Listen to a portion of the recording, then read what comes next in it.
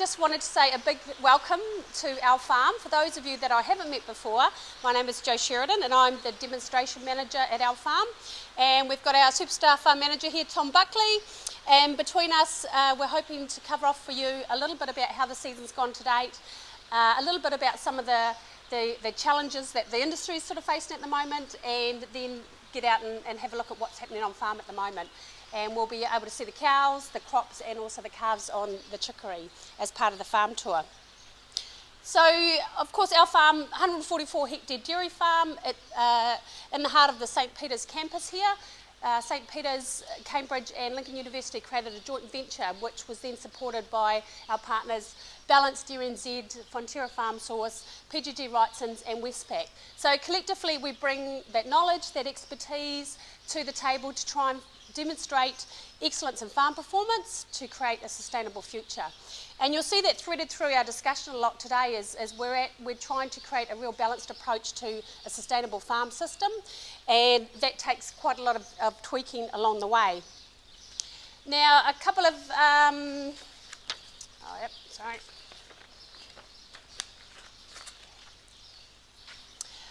Just to give you a little bit of context to our farm, for those of you who haven't seen the wagon wheel approach before, there's quite a lot of detail of this on our website.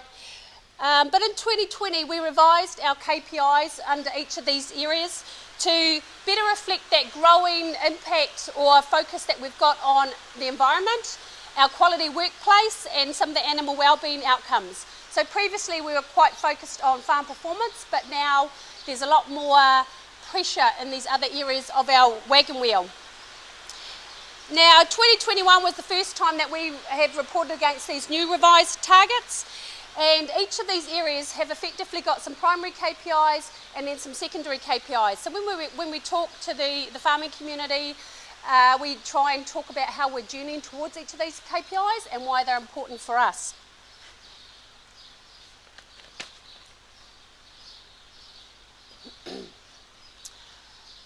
We should be back hopefully for lunch at about 1 o'clock today after we get through our farm tour. Now, one other thing that I want you to take note of when you're out and about on the farm is that we did weigh the cows on the 7th of December, wasn't it, Tom? And we were quite keen to see how good you were at guessing the live weight of the herd. So we won't tell you, hopefully it doesn't slip in our discussions today, but what we've got is a little competition. We've got a wonderful little deli voucher for a local business in town, and between the 2 days, the person who guesses the closest herd average live weight, so that includes all of our 2-year-olds in there as well, on the basis of feed allocation, you know, so you think what would be the average live weight of this herd.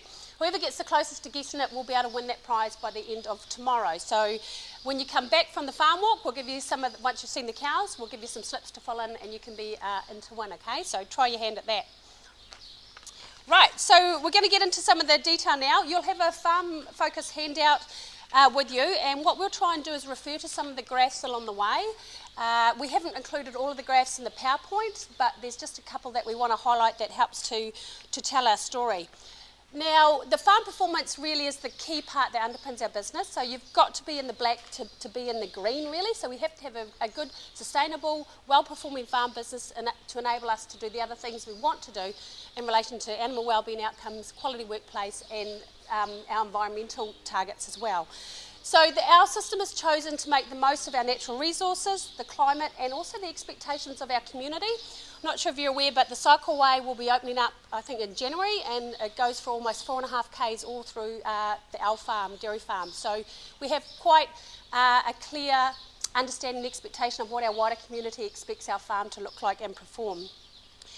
Now, it's really driven by growing and harvesting environmentally friendly forages, and that's supported by some strategic importation of supplements. And one of our big targets is getting 850 kilos of milk solids by the 31st of December. And that is because we are we're a gravelly soil here, and we dry it easily in the summer.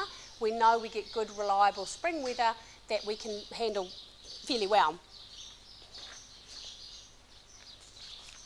So this is how we've been performing so far to date.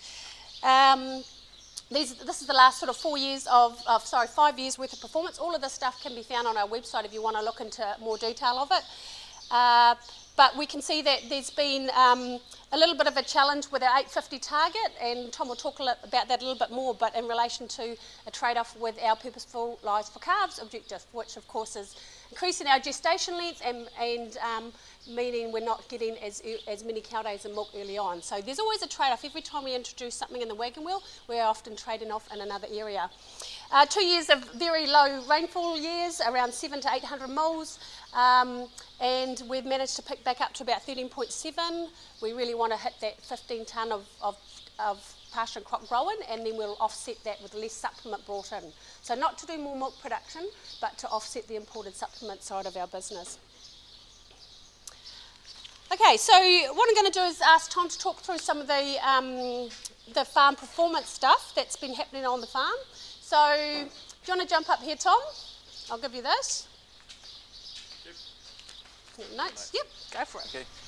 So, yeah, as you can see, that we've even though we've had reasonable amount of rain this spring, we're still only just an average year. Soil moisture's still sitting really low, and I think that's it's helped us plan our feed budget for the coming 6 months. We bought in some silage in the spring from Fonterra, got our crops in early, so we're ready to start crops next week as well. So I think we're well set up for the coming summer, whatever it throws at us. Yeah, again, rainfall per month, really interesting. I just went out and checked the rain gauge because we didn't register any rain yesterday at all, and it was full of water, but there was a spider's web at the bottom, so we've suddenly had 28 mils just go through. So, but great to have this pre-Christmas rain. It really sets us up.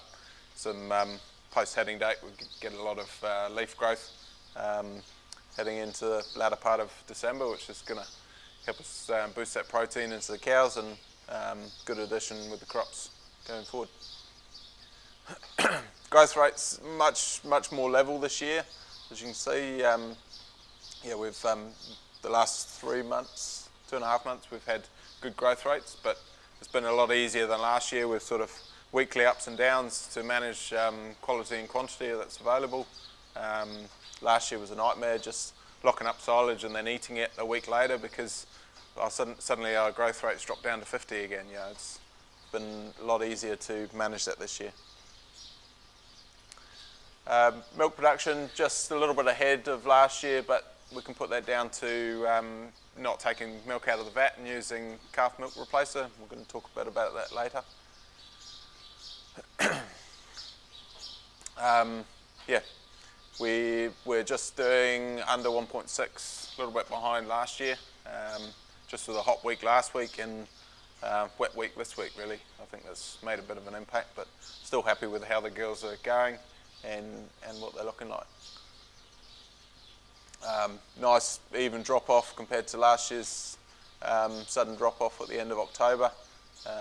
They just continue to milk off their backs, and then we had that sudden burst of growth going into November last year, and that really knocked them, and yeah, we saw that sudden drop off in milk production.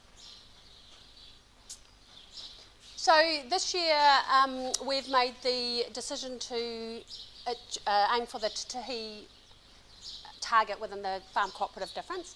So I'm not sure how much you know about Tahi, but the key part of it is that we need to unlock all of our 4 Te Putaki areas first, and then we want to achieve 90% of our milk is supplied at excellence quality. So for us that means we'll have our farm records all complete and submitted by the 30th of June. From the environment point of view, we'll have a farm environment plan which meets all of the 4 key practice areas, good key practice areas. Our purchase nitrogen surplus, it says it needs to be less than 137, but I think it fits within the 75th percentile, whatever that will land at. Last year, it's estimating that that'll be 137 for us, and last year we achieved about 110. So we're pretty comfortable that we'll be able to achieve that again this year. We participate in a stewardship for recycling on farm, and we have no discharge of effluent into waterways, and then 80% of our feed is farm grown. So we actually can tick off all of the environmental areas already to achieve that. We also have an animal health plan which addresses, it's a wellbeing plan that addresses the nutrition, the health, the environment and behavioural issues as well. And the last one is that we've completed the Workplace 360 at the foundational level, and we've actually done all 3 levels within that as well. So to us, we wanted to make sure we could nail that. We've actually been doing that side of it for the last couple of years. So we had already invested, and we'll talk a little bit about, costs of production and where we've invested our money. We've been investing in this side of the business for a while now, and it's great to see that that's sort of been recognised. What we're doing now is we're investing in attracting the extra premium for our money, for our milk. So we want to provide the best quality milk, and we want to be recognised and rewarded for that quality milk. Some of the big changes for us are around somatic cell counts, so that was always going to be a bit tricky with us going 3 and 2. We only achieved, I can't remember how much it was last year, but it definitely wasn't 70, I think we got 3 months of excellence milk. So it was quite a big shift to go from having 3 months of excellent milk to, because remember last year they did it on a monthly basis, and then this year we're actually going for 95%. So a lot of culling happened at the end of last year to manage the somatic cell count, and we've also taken 40 tonne of PK out of our system and put grass silage in to make sure we can keep our FEI level at below that 9 level. So it takes a bit of planning. So if you've got, if you're looking to do this, we planned for it last year, knowing what it was going to look like, and invested in it last year, and we're pretty comfortable. Tom and the team have done a wonderful job so far, and we're pretty comfortable with our strategy for the rest of the season that we should be able to hit that target. But it's really important, a really clear direction from Fonterra as to what kind of quality milk they want and how it needs to be represented, and that's really nice to have those guidelines from the industry like that. What's that? If you get all of that, yes, yeah. What's the target? An average under 150. Yeah. Per day now. Per day. Yeah. It was per season, but now it's changed to a per day. Yeah. Excellent quality. So they're hitting 95% of their milk per day is at excellent quality, which is really fantastic. So it doesn't just look at the somatic cell count, but it looks at all your other hygienes and bacteria within your milk too. So that's a fantastic result. Yeah. So if you're under that, you get less from your Yeah. You still get paid for every day. If you do more than 30 days, you can unlock this, and for every day over, that milk you'll attract the 3 cents. Provided you unlock the first 4 Done this? areas of Tikutaki, then you can unlock the excellent milk quality. So you might get some of that. We're saying there's no financial reward to be at this level. This is more, I guess, a recognition of trying to provide the highest quality product that meets the standards that's required from our dairy company. This is where you can attract the income from it. By doing this, we get all of that as well. Well, 90% of that, effectively. Yeah.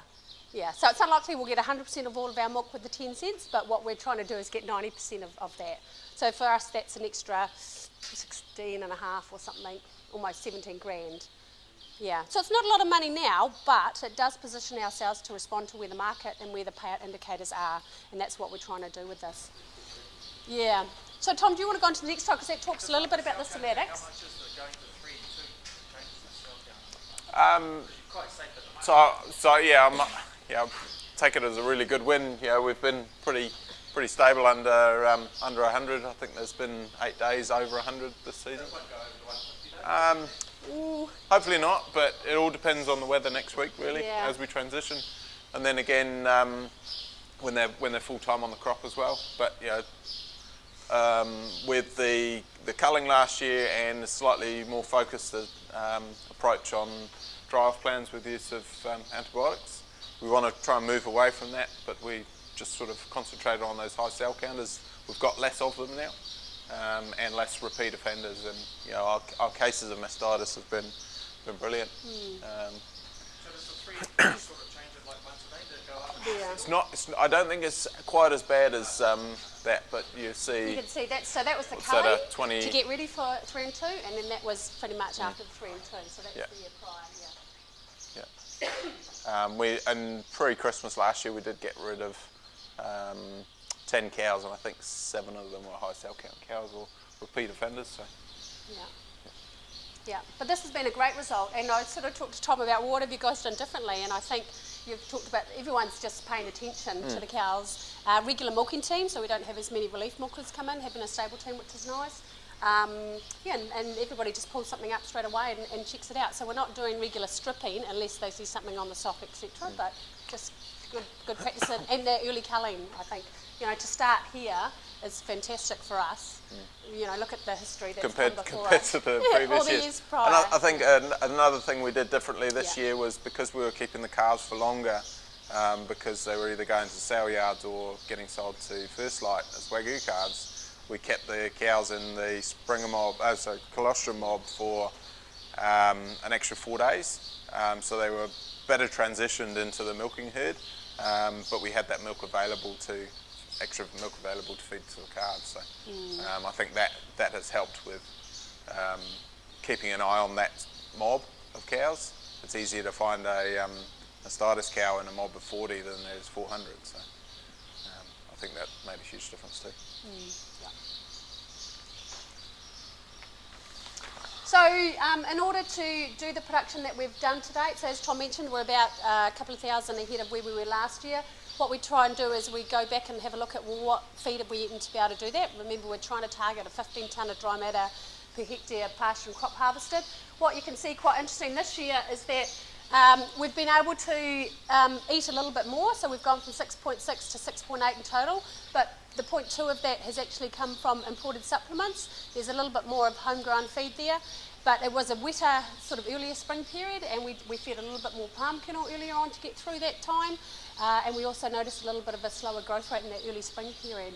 So the trend over time is still, what we're able to do is we're having less total feed, what we're trying to do is get the green bar as high as possible, and we want to get the purple bar sort of as low as possible over time, and we want that to continue tracking, and that just allows us to break down what that feed sort of situation looks like. So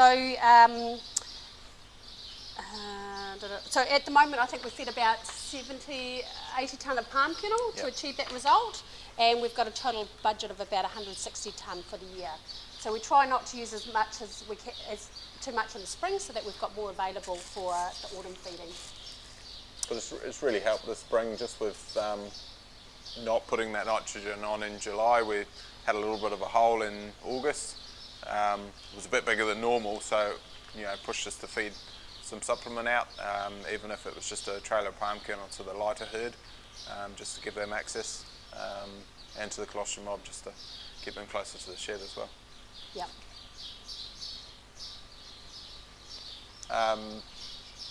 This is one of my favourite graphs that Jo does.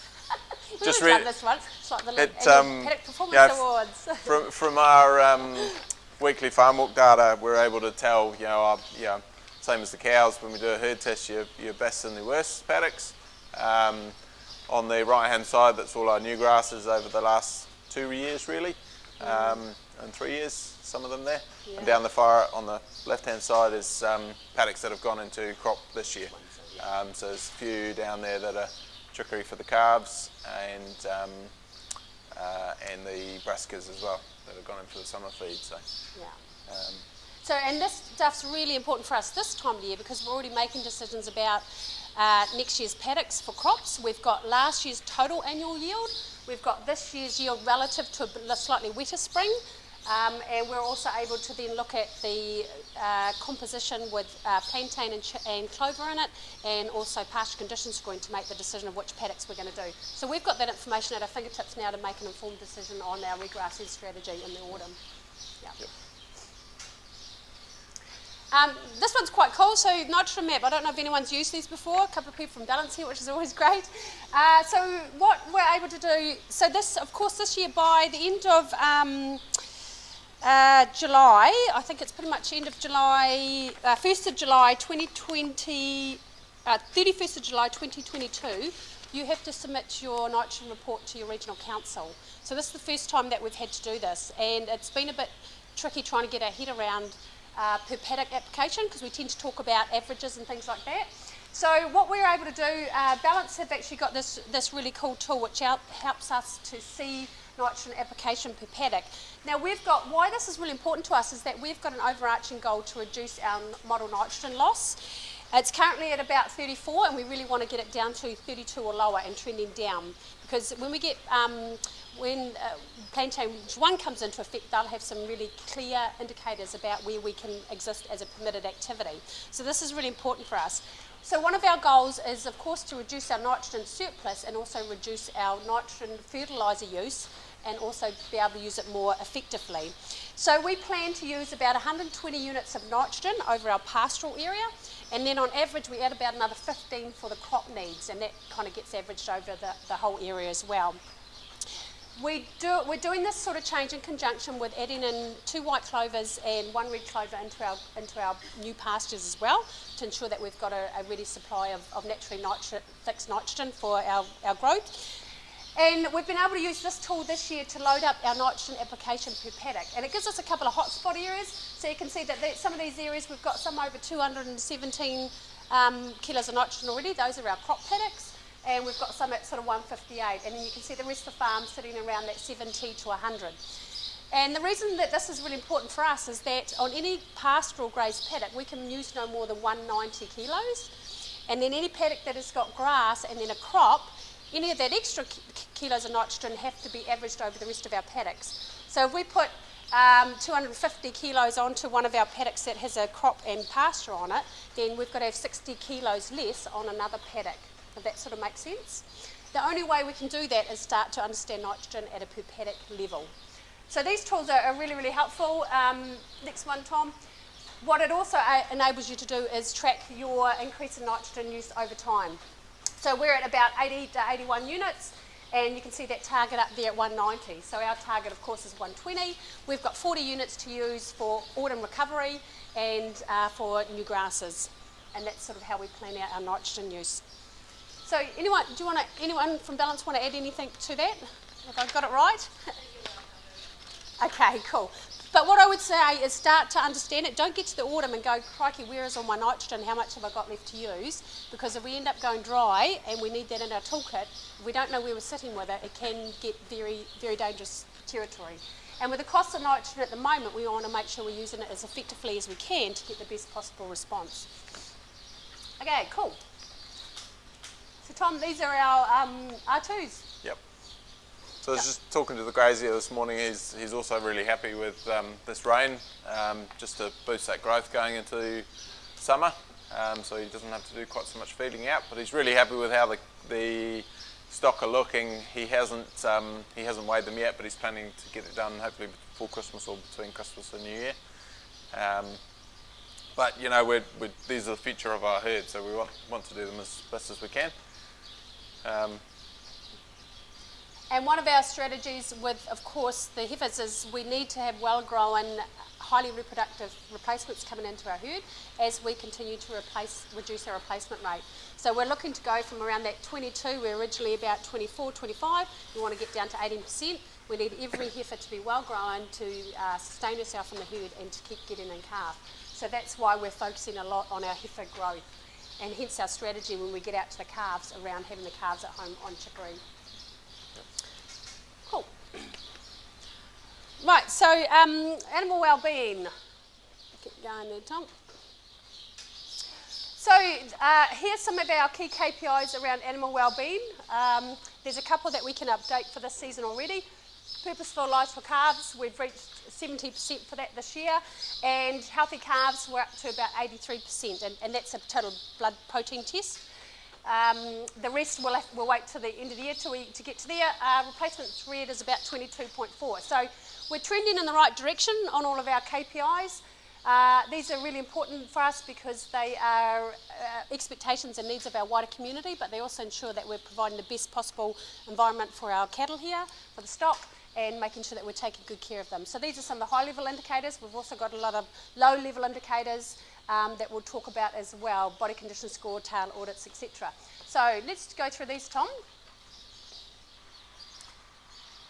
Condition score we scored yesterday with the herd average is down to 4.4. Heifers were 4.6, so it's a drop from 4.5 for the average and 4.8 for the heifers. Really pleased with that. There's a few lighter cows. I've got about a dozen on one today now, and we're going to 3 and 2 next week. That's probably the best we can. I'll pull out anything that's below that 3.5, and we'll probably just put them in the sick mob, and we can focus on ad lib feeding them just to try and maintain their feed intake. But looking through the herd test data, just as I've been milking, some of those light cows are still producing really well, so they're just well-bred animals and choosing to milk instead of get fat. Mastitis cases just tracked really well, same as the cell count. I'm really pleased with that, especially that early on. I think, credit to the team, they just picked them up really quickly, and they're picking them up before we notice something on the sock. That's progress as we go, and just monitoring how well the teat spray is going. Lameness, bit of a struggle this year, even after the investment we've made over the last 18 months, but we've redone probably the last major stretch of race last week. Just needs dry back out again and bed back down. But really pleased with that. This week had quite a few foot rot cows, just stones stuck in between the claws, but mostly white line leading up to now. But certainly saw that begin in the spike through late August, September, when they started bulling, just picking up penny stones off the race or on the yard. But when we, sort of early October, we put the GoPro back up and just monitored what was happening on the yard and out on the race, and those both seemed okay, but looking at that race surface going through the lease block was getting a bit stony. Yeah, and we'll drive down. We've just spent 20k down on there. We'll be driving over that as we head down towards the cows today. Yeah. Okay, so as I talked about before, we have this 100% purposeful lives breeding objective, which effectively means that every calf is bred for explicit purpose, not necessarily a zero bobby calf outcome, because bobby calves may still have a potential contribution. But what we want to be able to do is ensure that our wider community is comfortable with the breeding objectives that we have for our calves. So after having sex semen, wagyus and doing heifer synchrony last year, so that's the calving just gone, we managed to get that up to around 70%. We are repeating our mating program again. We just haven't quite found what our next point of gain is going to be. We still have bobby calves come out of the heifers that are after that first sex semen mating, and we also have SGL calves come out at the end of mating as well. So we just haven't quite found our strategy to deal with those. We are waiting a little bit for the industry to catch up and provide some markets and build some relationships with dairy farmers and the growers to be able to share the risk in that supply chain. So we're just looking forward to how we can make that happen a little bit better.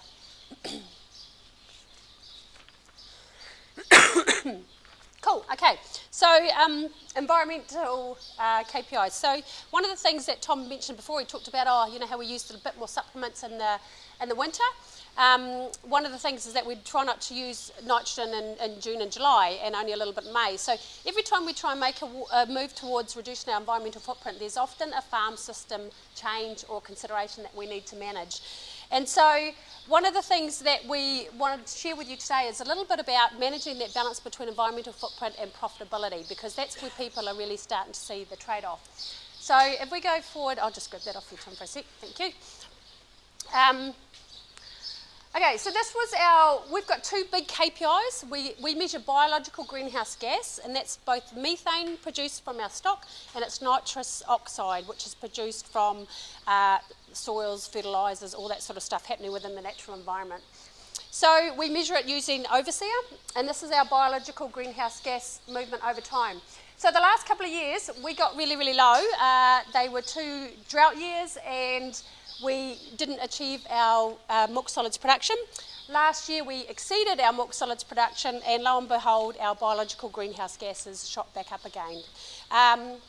The trend line is continuing in the right direction, so our goal is to have the 3-year average trending downwards over time. We don't have an absolute figure that we're aiming for, but that is our goal. But lo and behold, this is what happened to everybody else in the Waikato as well. So this is us compared to all other farms in the Waikato doing 1,200 kilos of milk solids or more. And this is our figure here. So we went up, but look what happened to everybody else. So we had drivers with a high payout, we had a fairly good year, growing year, and so everybody was making the most of the season that we did have. That's always going to be a challenge in our farm systems.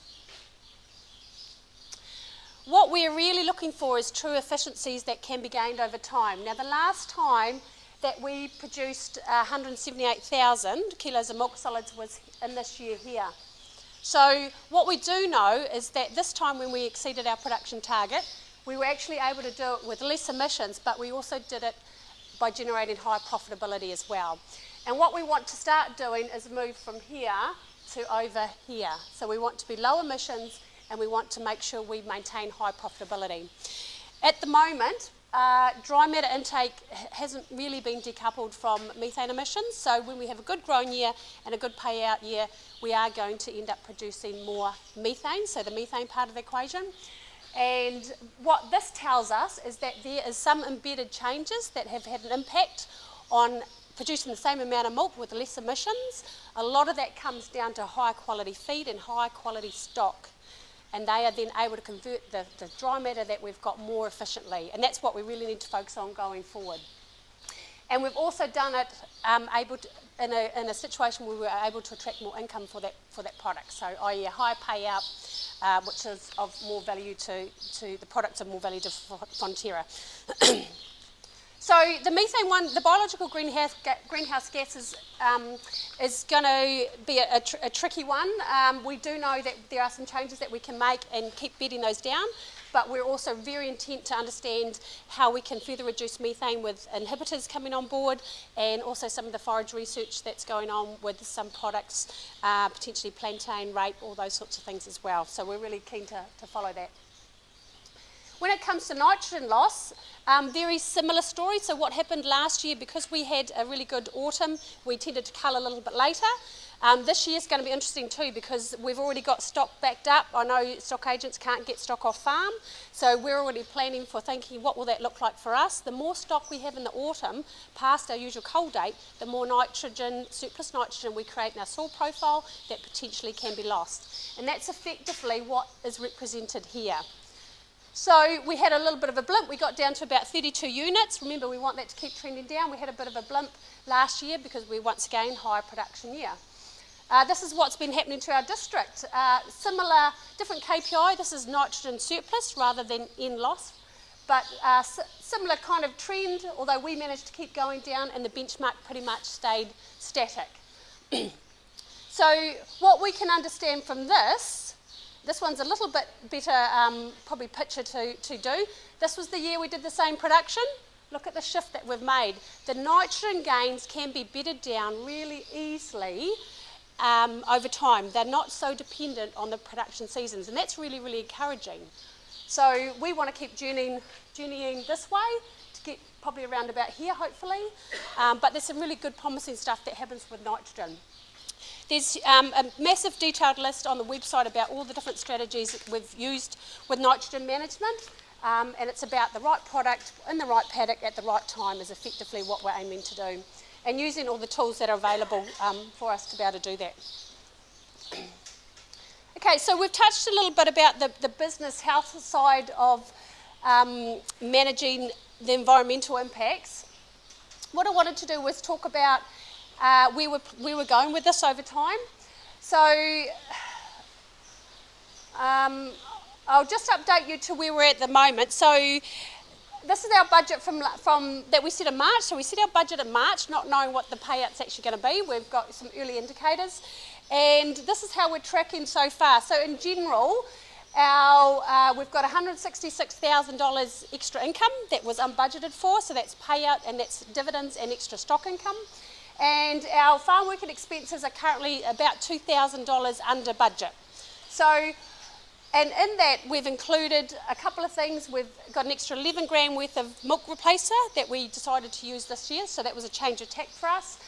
And we had some earlier purchasing of magnesium, so we've started to forward buy a lot more things. So that's a behavioural change that's happened this year. So Tom was very fortuitously brought all our magnesium right at the start of the season, whereas in our budget we would normally budget it through the months. and we are starting to, from now on, stockpile a little bit of other products, the zinc, the nitrogen fertiliser, all those sorts of things, that we know will be impacted by supply chain that are essential for our business. So that's a bit of a behaviour change that we've taken. Most of the other stuff up until about the end of November tend to get balanced out over the month, so we're not too worried about those. But the end result really is that we've got an extra, it looks like 168,000 extra surplus in our business this year, and we're looking at about 173,000 by the time we get to the end of the year. Okay, so that's our variance against budget. Now, what we've done this time of the year is we revise our budget for the year end, and that allows us to incorporate any changes with the payout and any other farm management decisions that we've made or tried to change. How that looks now is what you can see is the big change in income. So from having a $1.4 million income business, it's now $1.7 million for this financial year. And what you'll see is that our surplus, we had originally budgeted to have a surplus after paying 180 grand worth of debt of around 26,000. So that's all of our costs included in there, less tax of course, and we are now looking at $352,000. So with that surplus, the only thing that we've agreed on to do with that surplus is a 60k in capital expenditure. So those are things like waterline upgrades. We've got a pad going outside the vat there, the bikes, a little bit of machinery for bale grabs, etc., etc. So we're not inherently going to be spending a whole lot more money on anything else or spending it any differently. The only big changes we've got here is we've got an increase in our cost of imported feed because our palm kernel was budgeted at $330 and we can't get anything under $400 for the tail end of the season there. And we've got an increase in our calf rearing because we bought, of course, the calf meal. And we've got a reduction in our hay and silage made because we haven't made as much on farm. So I guess the key thing is that we're not varying from the plan. The plan still stands regardless of where the payout is because we need to make sure we still achieve our environmental footprint goals and we achieve our animal wellbeing and workplace quality goals as well, okay? So any questions on that part of it?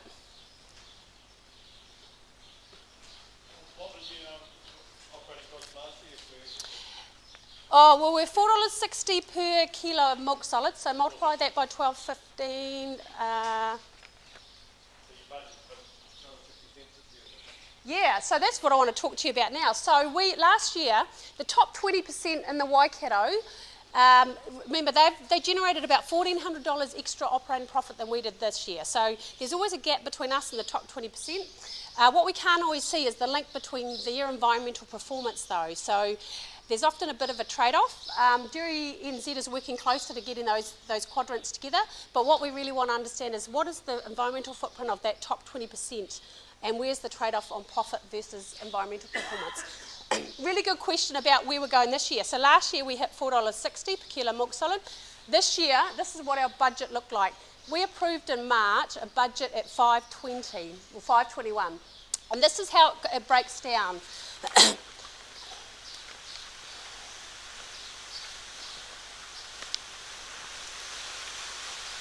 Okay, what we've found over time is that to run our system, to do $175,000, if we were compliant but not focused on achieving or exceeding animal wellbeing expectations or quality workplace or environmental outcomes, we could run our system at about between $4.09 to about $4.16, okay? So that's what we were able to do back in 16-17. So a good, well-run farm. There's imported supplements in there, probably not the best focus on past utilisation, but still a very good, profitable farm, okay? That's our baseline. What we've been doing over the last 4 to 5 years is we've been investing in the wagon wheel outcomes. And the wagon wheel outcomes really are about increasing purposeful lives for calves, getting a 45-hour working week, reducing our nitrogen leaching, reducing our biological greenhouse gases, all those things, achieving milk quality excellence, all of those things cost us about 67 cents per kilo of milk solid, okay? So that 67 cents for us is about $117,000 that we invest in achieving the wagon wheel outcomes. Now it sounds like a lot of money, but what we see with that is I guess the win-win we get from it is we either attract more income for our stock, or we're attracting a premium for our milk, and that's where we're setting our business up to be able to get value from that. The other part of it is, I'll just wait for Jules, is the rising input costs. So for us, it's worked out about 19 cents. And a lot of people see fertiliser and palm kernel, but what they don't often see are things like minimum wage requirements for meeting visa needs and things like that. They often, you don't see all the little bits that you have cost creep. It's not always just inflation, but it's just a COVID disruption, meaning that we've got to buy certain products at certain times. All those sorts of things are actually part of our rising input costs. And for us, that works out at about sort of 19 cents that we have in our business. Now, I think I read recently that farm inflation has been running at about 6% for input costs for the last year. So that was one thing that we made sure that we factored into our business when we looked at what our cost of production was going to be for that year. Sorry. Okay, and the last one is our investment in future proofing. So as a demonstration farm here, there are some things that we invest in that we can't always capture a financial value from. So we may be, or a reduction in profitability. So some of the things that fall into that are planting shade trees. So we invested $9,000 on a integrated shade and shelter plan, and that is we've got $15,000 in our budget every year to plant trees and do riparian planting. We've got in there, the DNA testing is part of future proofing. We don't do it to identify our calves because the team does that very, very well, but we do it to extract future value from our stock that we've got. Cow wearables, so we had in the budget $20,000 to get wearables. Wearables we're getting in January this year. And the setup on that, and that's more about collecting more data from cows and being able to then respond more effectively, timely to animal wellbeing concerns, and also to look for more efficiency within our herd. And also diverse sward, so that's continuing to plant plantain. That looks like it's proven now, and now is an overseer, so we'll start getting environmental benefit from it, but also about maintaining how we maintain that productively within our pastures. So I guess the key thing is that for most farmers who are staring at this wedge here and going, what does the future look like? What's it going to cost me to meet the expectations that are out there? For us, this is what it cost us, 67 cents. So we need to make sure that we're balancing that, we're planning that. We need to have good, resilient businesses now. We need to make sure we reduce our debt levels and put our businesses in a position where they can actually handle that increase in expenses that every farm is going to start to face. And I guess don't be afraid of it. People are getting a bit anxious about what that looks like. Plan for it and invest in it, but invest to get the benefit and the reward from it. Don't just willy-nilly invest in it, and understand what you're actually investing in and be very deliberate about it, and make sure that you've got measurable outcomes that you're working towards on it. Well, doing that, the top part of it, you're only getting that 10 cents, so where's the value? Oh, for the milk premium? Yeah. Yep, so that's about positioning ourselves. It could be 10 cents now, it could be $1 in 1 or 2 years' time.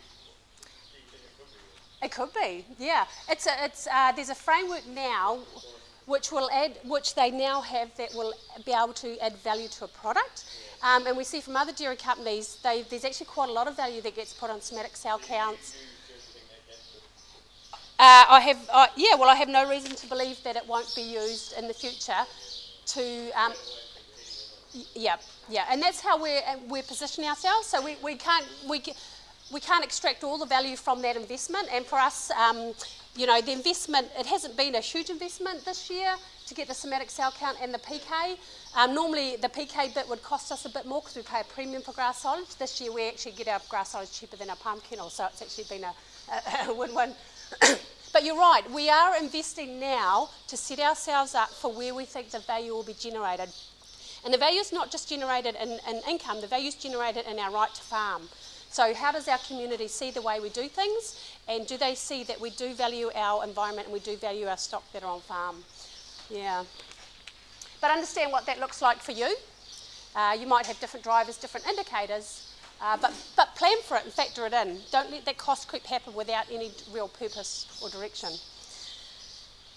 So the last bit I just wanted to highlight, to me, this is such an important part, operating profit margin. When we sit in times of high payout, it's very easy to chase high revenue. And what people forget is they get this big pool of money coming through and they forget to hold on really tightly to it. And it just slides right out. Operating profit is the one driver that tells you how much of your income you're able to keep and to hold.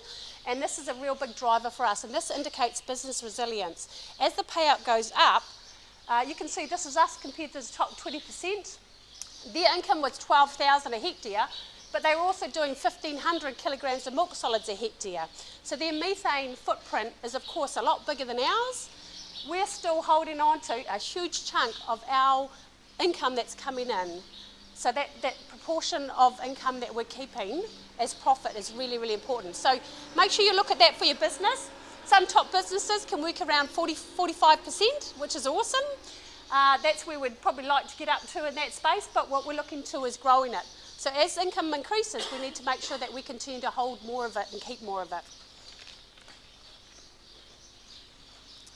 Okay, so that's kind of all I had to discuss here before we sort of head out on farm and have a bit of a nosy around.